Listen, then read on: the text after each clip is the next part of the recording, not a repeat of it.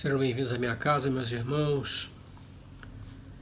Elevar o nosso pensamento a Deus, nosso Pai Criador, agradecendo a oportunidade da reunião para o estudo, rogando aos bons amigos da espiritualidade que nos auxiliem, para que das leituras de hoje nós consigamos extrair novas boas resoluções. Que a paz do Mestre Jesus inunde os nossos corações, que a luz do Mestre ilumine a nossa reunião, nosso ambiente de trabalho. Que assim seja. Para nós sintonizarmos melhor com o mais alto, uma mensagem do livro Dias Melhores, Irmão José, psicografia de Carlos Alberto Barcelli. O título é Silencia. Espera o momento certo de falar. Deixa que os ânimos se asserenem. Não te manifestes verbalmente no primeiro impulso. Não permutes ofensas, porque quem se exalta está fora de controle. Utiliza o bom senso e silencia. Isola-te da faixa vibratória negativa que a palavra insensata estabelece. Não aceites o convite da provocação. Quando estronda a tempestade, a natureza emudece. A gritaria impossibilita o diálogo e, sem dialogar, ninguém conversa com proveito. Em determinadas circunstâncias, somente o silêncio consegue falar mais alto e mais convincente. Quase sempre, a atitude de quem se encoleriza destitui de razão todos os seus argumentos.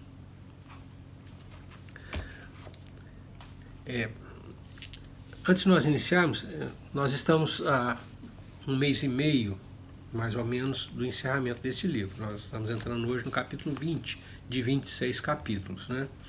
Então, como é costume, a gente sempre pede que os irmãos se manifestem acerca de temas ou de títulos que desejariam ver estudado. Então, está aberta a consulta. Os irmãos podem se manifestar à vontade, ou sobre a temática que desejam, ou sobre títulos que desejam. E aí a gente vai levantando as propostas, oferecendo a apreciação dos demais para a gente chegar a um consenso. Muito bem. Na semana anterior nós fizemos a leitura do capítulo 19, e lá nós vimos que Ernesto foi submetido à dura realidade que, me parece, ele tentou descaracterizar ao longo da vida, a partir do momento que se desvia para o crime contra a vida de seu irmão, o Desidério. Com a crueza com que a verdade sempre se impõe, é desprezado pela família, constata que é desprezado pela família, está exposto em sua ação criminosa, e é confrontado com seu rival, que a esposa instalou em seu lugar. Quando se dispunha a afastar-se de Elisa, que está transtornada com a sua presença, eis que Desidério, o rival que matara, obsta a sua saída. E nesse ponto, nós retomamos a leitura no capítulo 20, Trama Desvendada.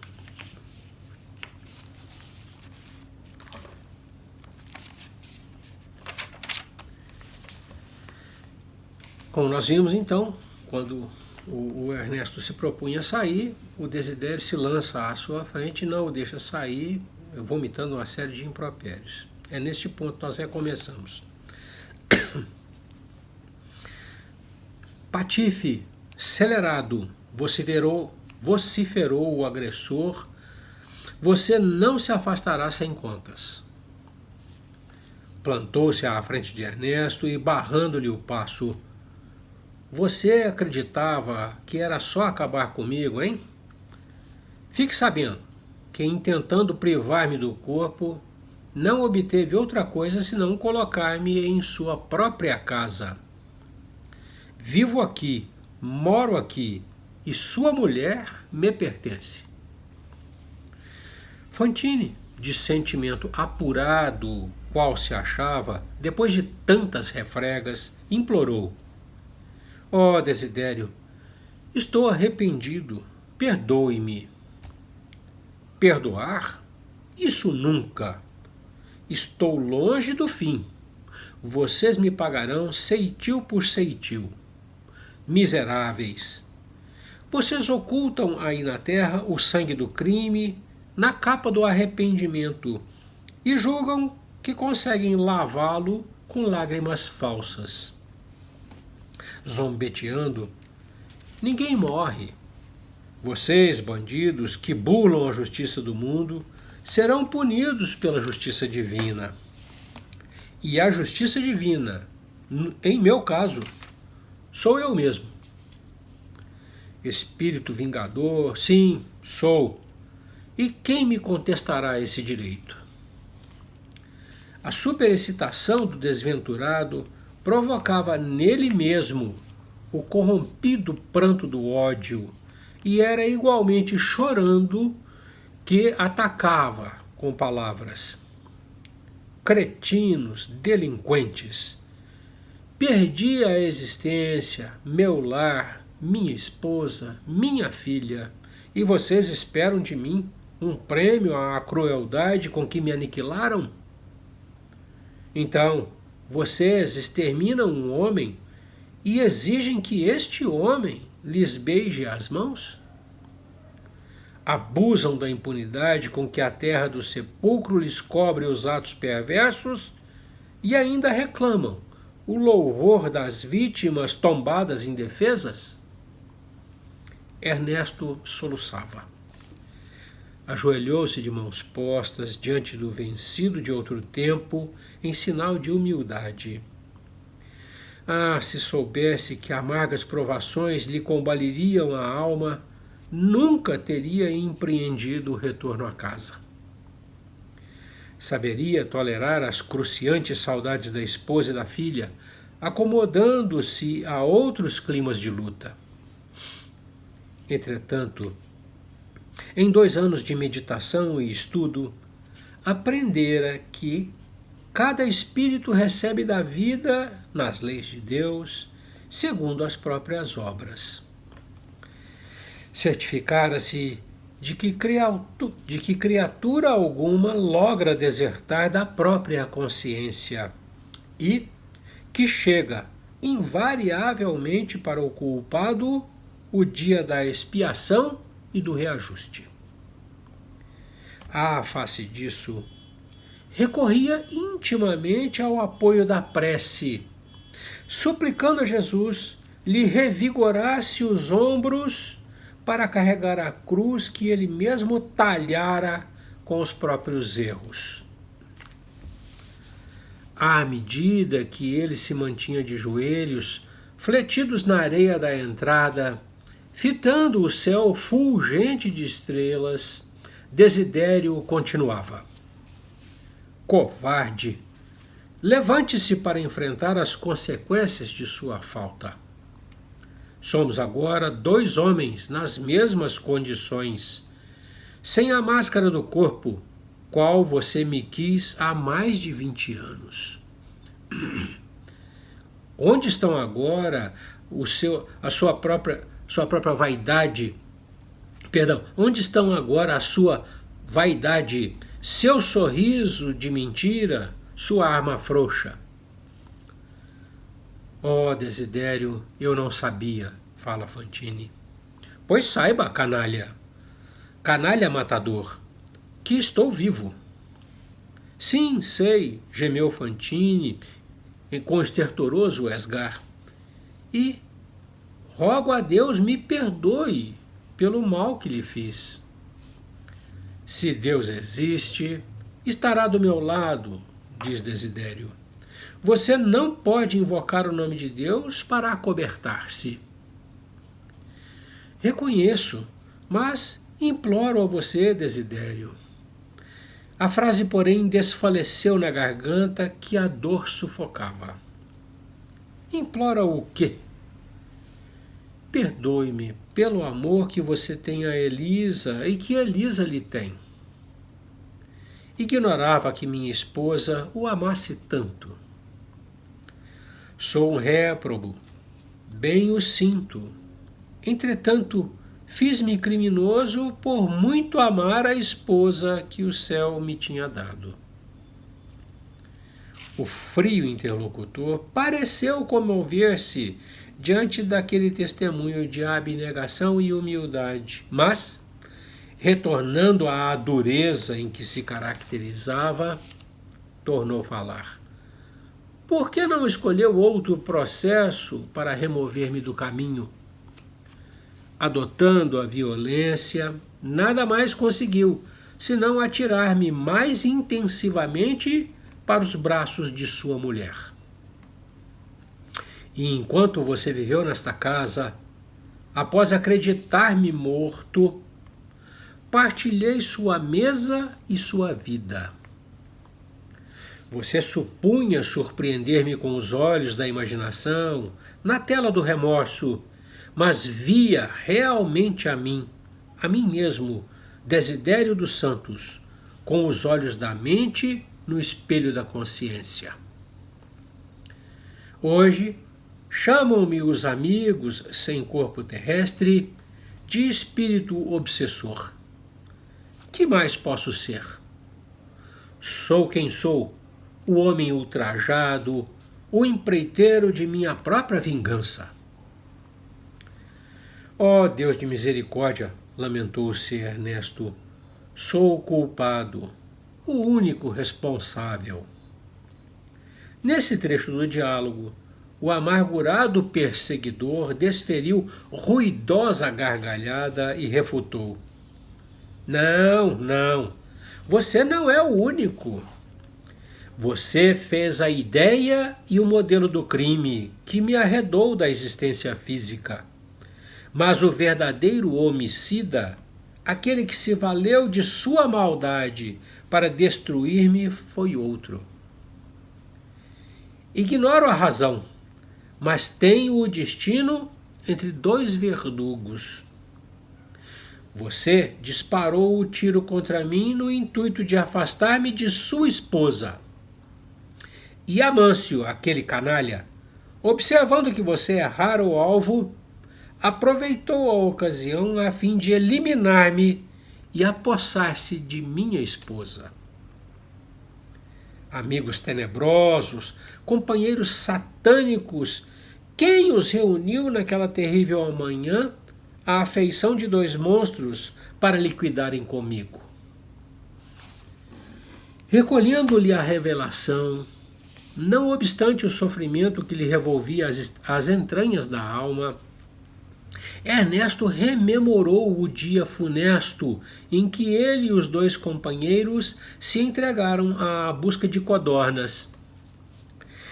Desidério, alegre e confiante. Amâncio, preocupado com os dois cães especializados na descoberta e no levantamento das presas. E ele, Fantine, ensimesmado, arquitetando o delito. Recordou que Amâncio se esmerava em conduzir os cachorros, absolutamente entretido com os possíveis resultados da empresa. Depois de algumas pequenas incursões pela mataria, com tiros infrutíferos, Desidério escalara o tronco de uma árvore velha e cravara-se entre galhos robustos, de espingarda na mira das aves em voo. Amâncio de um lado e Ernesto, ele, de outro, com reduzidas distâncias entre si. Ao ver Desidério sondando atentamente um dos pássaros que planava ainda longe, disparara contra ele e recuara espavorido a ocultar-se no mundo verde, esperando os efeitos do gesto infeliz. Não percebera qualquer grito, mas sim outros tiros que atribuiu, como era óbvio, à arma de Amâncio, em ação de caça. Decorridos nada mais que 2 a 3 minutos, escutara os brados do companheiro clamando por socorro. Alarmara-se, agoniara-se. Todavia, arrastou-se quase até o local em que o corpo de Desidério se retorcia no fim. Transtornado, não conseguia mentalizar coisa alguma que não fosse o próprio terror diante do erro cometido, e por isso aceitou com alívio a versão imediata do amigo, que anunciava em voz alta: acidente horrível, acidente horrível, acidente.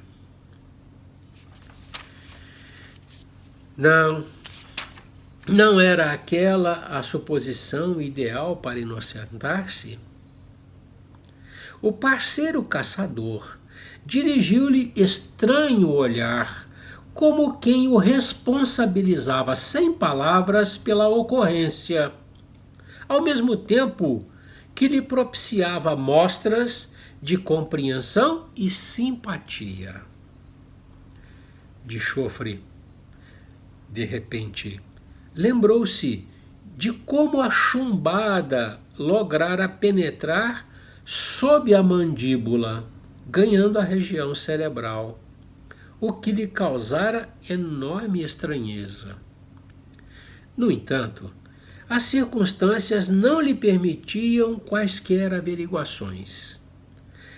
Aprovara a confusão que o favorecia e, como que suavizara a dor da própria consciência ao ver que populares amigos compareciam junto dele em pequenos grupos, admitindo a tese de desastre casual para o calamitoso acontecimento. Omitira deliberadamente todas as dúvidas suscetíveis de impeli-lo à confissão do próprio delito. E de alma opressa, recordou-se de que, após o enterro da vítima, desligara-se para sempre de Amâncio a pretexto de desgosto, e se empenhara com todas as forças de que dispunha a esquecer a esposa e a filha pequenina do assassinado, cujos gritos, no dia inesquecível, lhe haviam conturbado o coração, convencido qual se achava de que fora ele réu único. Transido de assombro, Ernesto verificava que todas as cenas da tragédia se lhe reconstituíam na delicada película da memória em apenas segundos. E Desidério, como quem o via nos lances mais íntimos daquela desesperada retrospecção, insistia implacável. Lembre-se, miserável, lembre-se de como vocês dois, cínicos matadores, me eliminaram. Como afastar-me do corpo inerte sem detestá-los? Enlouquecido de sofrimento e revolta, recusei enojado os braços piedosos de enfermeiros que me buscaram, para que outras terras, não sei. Já que outra vida me surpreendia, depois da morte, não a desejava, senão para a desforra. Ainda assim, você não me encontra mais na furiosa aversão dos primeiros tempos, conquanto o meu ódio ainda tenha suficientes reservas de fogo e fel para despejar-lhe no espírito. Avalanchas de provação se abateram sobre mim. Entretanto, você, o suposto homem de bem, receberá agora, no tribunal da sua consciência, por minha vingança máxima, o peso inexorável de minhas acusações.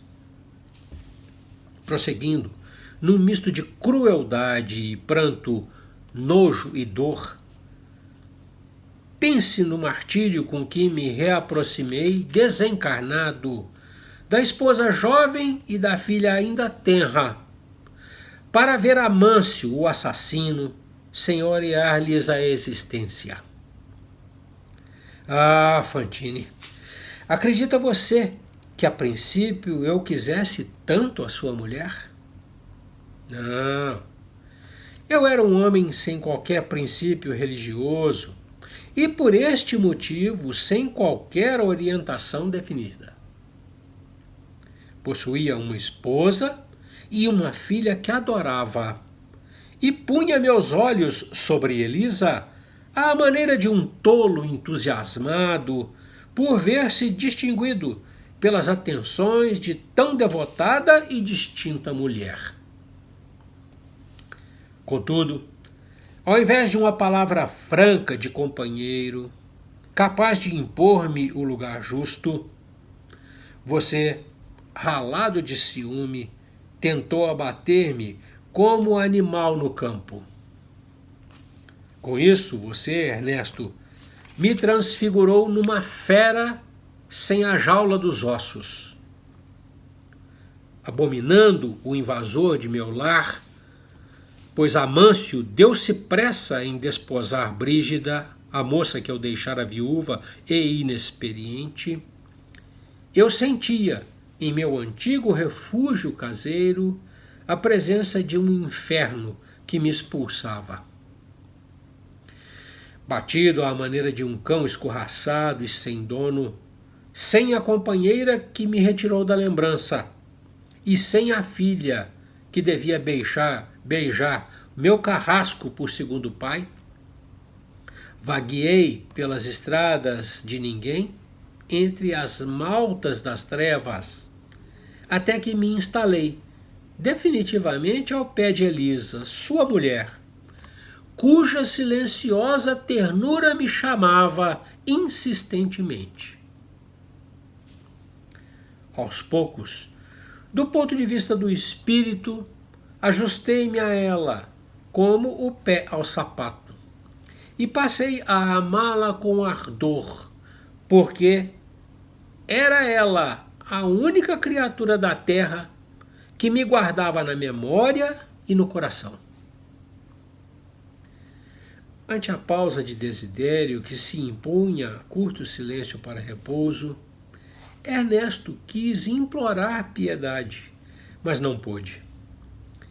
O verbo esmorecera-lhe na garganta asfixiada de desespero, enquanto lhe tremiam todas as fibras da alma, qual condenado ouvindo o próprio libelo, a própria acusação, sem possibilidade de qualquer defensiva. O adversário refizera-se e investia. Tudo isso por quê? Porque o remorso deformou a sua vida mental de homem. Você, desde a empreitada funesta, odiosa, em que perdi meu corpo, andou buscando incessantemente uma fuga impossível. Mergulhou o espírito em negócios e rendas, compromissos e corretagens, viajando e viajando, sem procurar saber se a esposa e a sua própria filha eram almas necessitadas de assistência e carinho. Tudo isso fez de mim a afeição por Elisa mais que a afeição terrestre. Obsessor? Sim, sou. Mas sou também servidor incondicional de quem leva o seu nome e aguentou sua frieza de coração. Aprendi com sua mulher a paciência e o silêncio para esperar e esperar. Você soube algum dia das enfermidades de sua filha na infância? Conheceu-lhe as duras tentações nos primeiros dias da juventude? Sabe que rapazes insensíveis lhe abusaram da confiança? Por acaso enxergou alguma vez as lágrimas ardentes que lhe queimaram o rosto depois dos pontapés daqueles mesmos jovens desalmados que lhe prometiam lealdade e ternura? Ah, Fantine, você nunca desceu à faixa dos suplícios do seu mundo doméstico. Mas eu sei que calvários foram transpostos pela mulher que envelheceu gemendo e pela outra que se desenvolveu chorando. A que títulos retornou a esta casa? Colher um amor que não plantou? Pedir contas? Ernesto, quebrado de aflição ante o libelo, ante a acusação dolorosa, conseguiu balbuciar: "Oh, Desidério, compreendo agora. Perdoe-me." O antagonista, cada vez mais excitado pelo martírio moral que patenteava em cada frase, retomou o ímpeto. Padeci por sua filha e pela outra, a pequenina que a morte me constrangera a largar.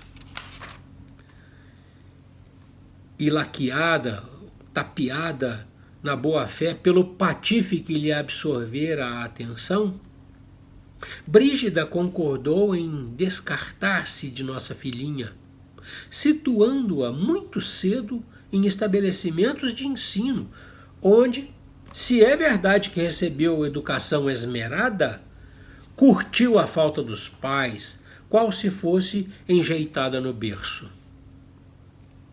O que sofri, Fantine, o que sofri.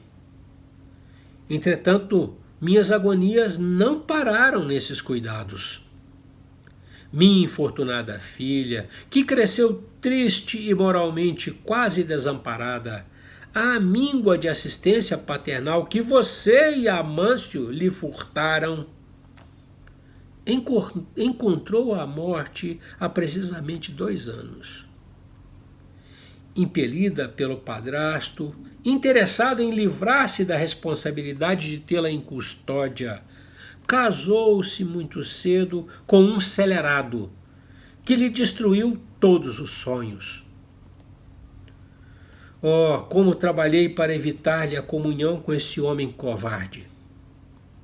Caminhava incessantemente entre os seus e os meus, esmagado de desespero, dedicando-me a conjurar a tragédia que afinal se consumou.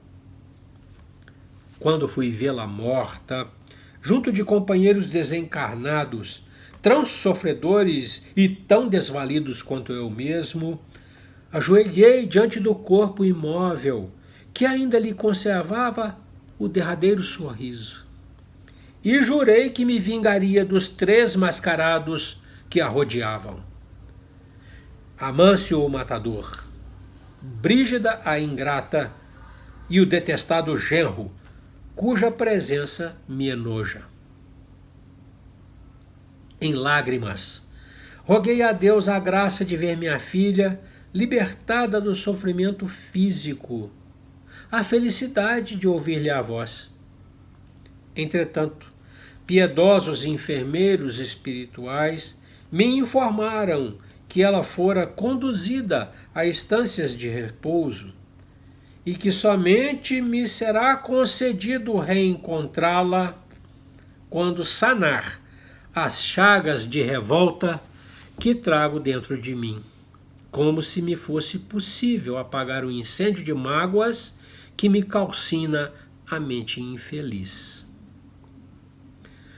Pobre filha, desposou um criminoso, qual se devesse compartilhar o meu destino de espírito extraviado.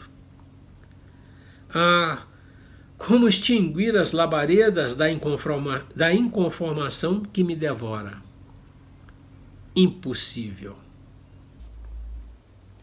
Ernesto soluçava, dando a ideia de quem se propusesse despejar de uma só vez todo o fel que portava na alma ulcerada sobre o desditoso amigo. Desidério prosseguiu. mas é preciso que você saiba ainda. Ao notar minha filha abatida e enferma pelos desgostos do lar, o marido lançou-se a novas aventuras e veio conhecer Vera Celina, sua filha, de cuja afeição se apoderou. Então, dominou-a, escravizou-a. E articulando o gesto expressivo com o dedo indicador, apontou para o interior da casa, acrescentando: este bandido está aí dentro. É Caio Serpa. Ah, Evelina, minha filha, minha filha. Nisso, quando Fantine percebeu toda a trama desvendada, com a enunciação dos nomes de Evelina e do esposo, sentiu como se o cérebro lhe estalasse de angústia. Deslocou-se de um salto e, embora suplicasse a bênção de Jesus e a proteção de Ribas, correu para o matagal próximo, entre gritos dificilmente abafados, e rojou-se no solo arenoso da ilha, à maneira de um cão espancado, ganindo de dor.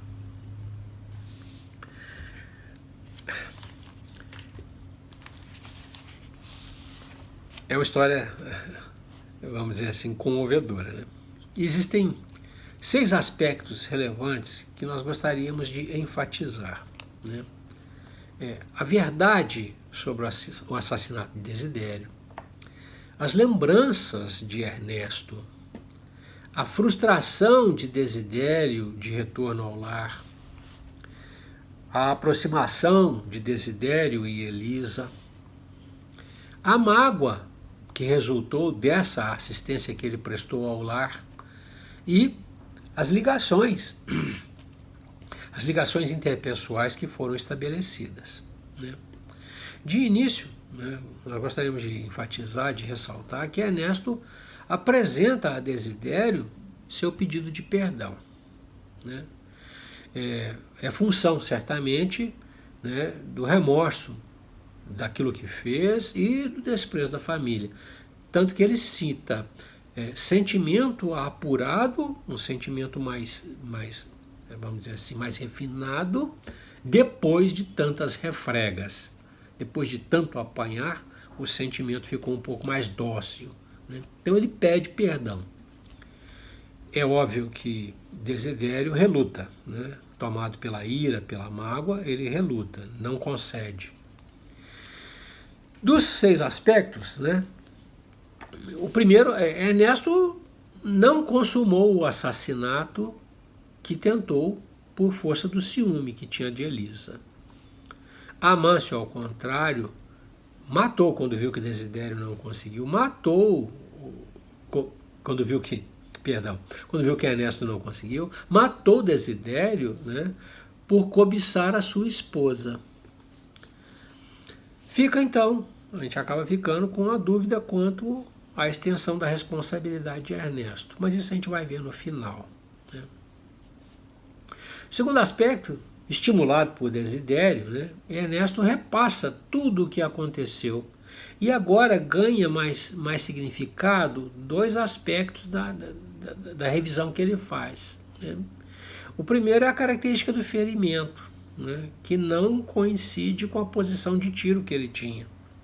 Então, fica patente para ele viu ali que tinha alguma coisa errada, né? Mas como a história acobertava o crime que ele achava que tinha praticado, ele não avançou nas interrogações, né? E o segundo aspecto que ganha importância é a maneira como Amâncio olha para ele. Um olhar muito sugestivo de que reconhecia nele o autor do crime, né? E lhe dava solidariedade, lhe dava tal, com esse, vamos dizer assim, com esse olhar sugestivo, né, Amâncio acaba fazendo ele crer, fazendo o Ernesto crer que é ele o assassino, né? É um olhar acusador, né, sem acusar com palavras. O terceiro aspecto é de retorno ao lar. O que Desidério encontra é Brígida casada com Amâncio. Depois de passada a perturbação, em que ele também foi autorizado a voltar ao lar, ele se depara com esse cenário, né? Aquele que foi seu carrasco, casado com a sua esposa, tomando-lhe a filha também, né? Então a revolta que ele já nutria, né, pela violência que sofreu, só foi agravada pela nova realidade, né? Ele se sente então escorraçado e busca, né, outras paragens. Aí surge a revelação, né, de que o interesse que ele tinha por Elisa não era um interesse, era uma vaidade, era uma coisa tola, né, uma coisa sem consequência. Era pura vaidade de homem que tinha deitado sobre ele o olhar de uma mulher que ele considerava muito, né?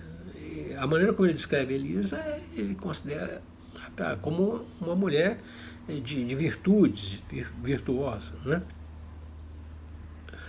O quarto aspecto, assim, e certamente ele mantinha essa vaidade por falta de um freio ético, né, que certamente a religião lhe daria, né? Então ele reconhece isso, ele era um homem sem uma religião, sem uma fundamentação ético-religiosa, né? E por conta disso ele se deixava, né, levar por essa vaidade. Muito bem. Ele ressalta também, ele adorava a esposa e a filha, né? Então aquilo era, vamos dizer assim, apesar de não ser correto, era alguma coisa sem compromisso da parte dele. No quarto aspecto, Desidério só se aproxima de Elisa, ele não se aproxima de Elisa por vingança, ele não se aproxima de Elisa para atingir o Ernesto, ele se aproxima de Elisa porque Elisa o evoca mentalmente, né, com muita ternura. Ele diz, né, que as insistentes evocações o levou para junto dela. E ele passou a amá-la, com a convivência, passou a amar a Elisa por ser ela a única criatura na terra que o mantinha no pensamento e no coração. Ele lembrou a Ernesto, né, que quando ele ficou consumido pelo remorso depois do crime, ele refugiou-se nos negócios, abandonando a esposa e a filha, né? Esse abandono Desidério supriu, né, porque ele a acompanhava, ele a acompanha como um servidor incondicional. É assim como ele se intitula, né? O quinto aspecto, que é a mágoa que resultou da assistência do lar, né, é a filha, né, desde logo internada numa escola, num colégio interno, né, carecia da assistência de pai e mãe. Não é só a educação formal, né, a aquisição de conhecimento, mas o apoio moral, ético-moral, a consolidação dos fundamentos que compõem o caráter das pessoas, é a baliza de pai e mãe, né? Então, isso já foi um agravamento da mágoa dele, né? E ele também acompanhou as dificuldades da Celina, a filha do Ernesto, né? Sendo iludida pela mocidade, né? que certamente abusou dela, né? E a filha dele, crescendo dentro de um colégio interno, cheia de carência, né, de família, vamos colocar assim, foi muito rapidamente encaminhada ao casamento, porque o padrasto não queria tomá-la sob a sua custódia, não queria cuidar, né? Então, encaminhada muito cedo para o casamento, uma escolha ruim, escolheu um homem que ele despreza, que ele considera uma pessoa que lhe traz nojo, né? E ele assistiu à derrocada e à morte da filha. A filha vê todos os seus sonhos frustrados, né? E falece, a coisa de 2 anos, né? Nessa situação. Ele alimenta, então, ali no leito de morte da filha, a jura de vingança mas a vingança contra aqueles que conduziram Evelina àquela situação. Então ele jura vingança contra Amâncio, que o matou, contra Brígida, a esposa, que ele considera ingrata, né? E contra Caio, o marido, né, que frustrou todos os sonhos da menina e a viu morrer, né, na condição que o pai relata. Ao final do relato, o sexto aspecto, né, a gente vê que existem ligações estabelecidas em função são decorrentes, essas ligações são decorrentes do assassinato do Desidério. O assassinato do Desidério entrelaçou as duas famílias, a família do Ernesto, né, e a família dele, entrelaçou as duas famílias, né, e outras pessoas afins que foram envolvidas, como é o caso do Amâncio e é o caso do Caio, né. O crime do Ernesto tinha repercutido sobre os destinos das pessoas que lhe eram queridas e, indiretamente, ele, Ernesto, era responsável pelo destino da Evelina. Então isso para ele é uma coisa, vamos dizer assim, é uma coisa forte demais, né? E ele foge desabalado da carreira em direção à mata, né?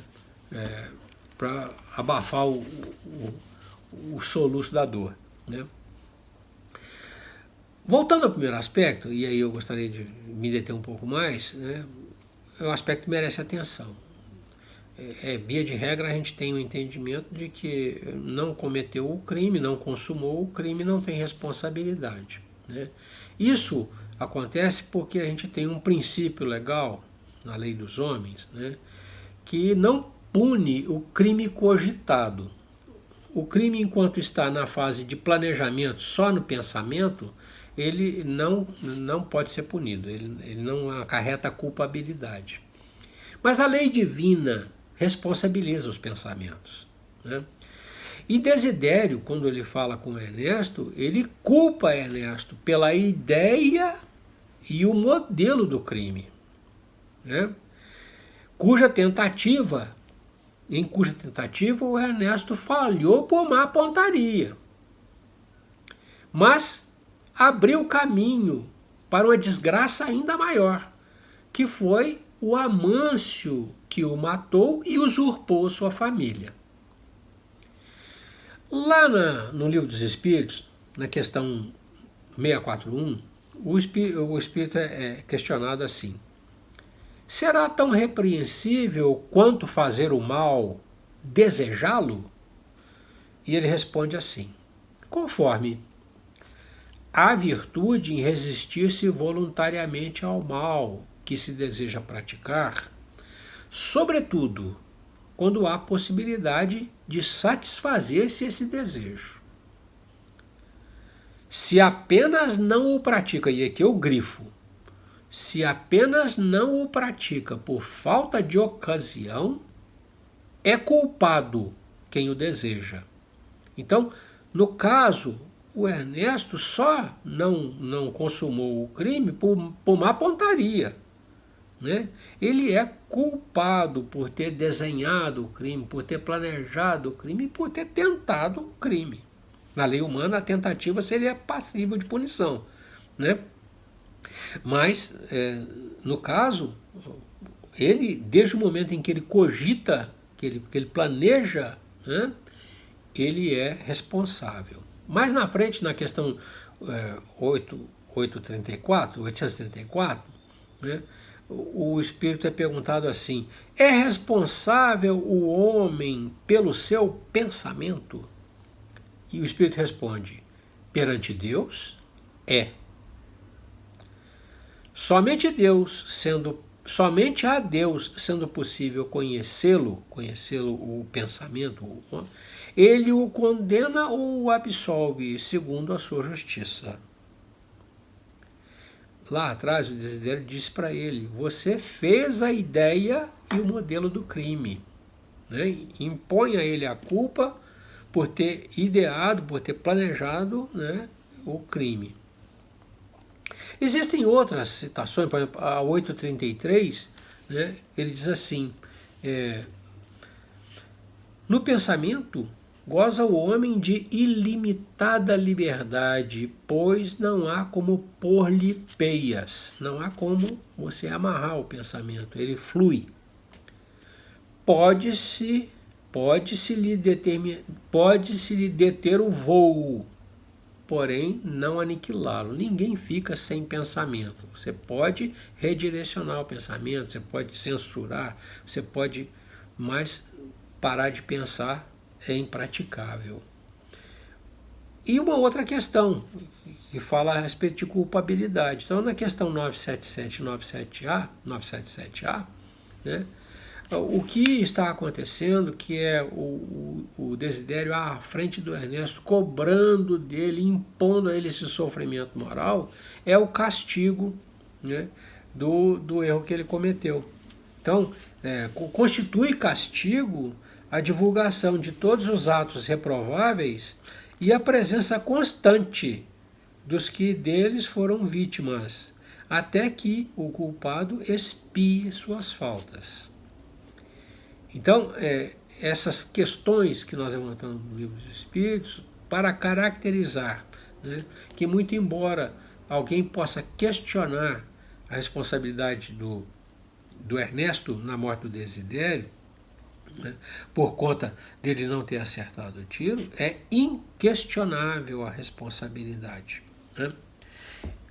O ensinamento fica para nós, desses comentários finais que eu estou fazendo, é que a gente tem que tomar muito cuidado, né, com a condução dos nossos pensamentos.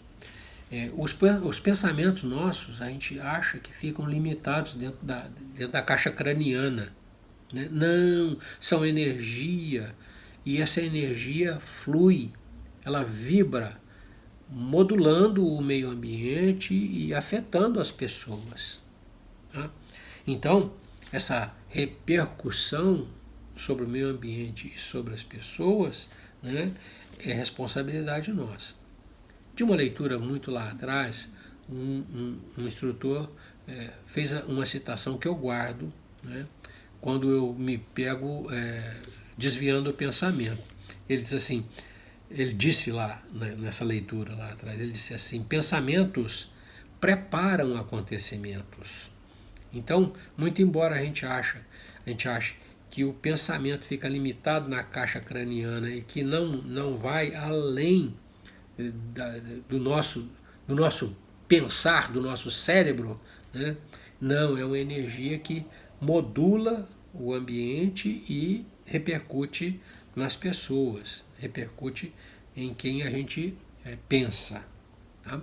Então, nós temos que tomar cuidado com aquilo que a gente planeja, com aquilo que a gente deseja, com aquilo que a gente pensa. Muito bem. Nós encerramos então a leitura do capítulo 20. Eu espero não ter me alongado muito, né? E nós vamos assim agradecendo a Deus, nosso Pai, Jesus, Mestre amado, e aos queridos amigos da espiritualidade, essa oportunidade de reunião e reflexão. Rogando ao Mestre Jesus e os bons amigos que trabalham na sua seara, né, que nos mantenham assim, iluminados, para que a gente tenha clareza em vislumbrar não só os objetivos, como os caminhos, os melhores caminhos que conduzem aos nossos objetivos, mas também que o Mestre nos infunda muita força moral, para que a gente, enfim, tenha a coragem de agir conforme a lei de Deus. Paz e luz é o que nós desejamos aos nossos irmãos. Que Deus os abençoe. Até a próxima.